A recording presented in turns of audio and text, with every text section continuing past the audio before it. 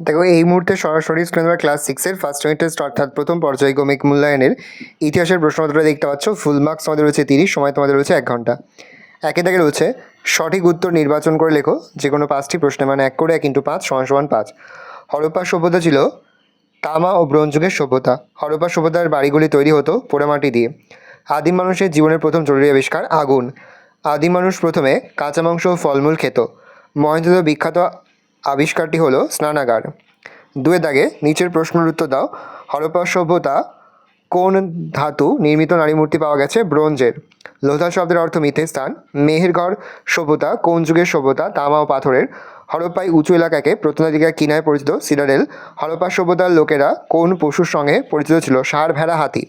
Train থেকে বামস্তম এসে ডান্সতম মেলাও। পশুপালন হবে মাঝের পাথরের যুগ, ভীমবেটকা মধ্যপ্রদেশ, হুংসু উপত্যকা কর্ণাটক, আর কৃষিকাজ হচ্ছে নতুন পাথরের যুগ।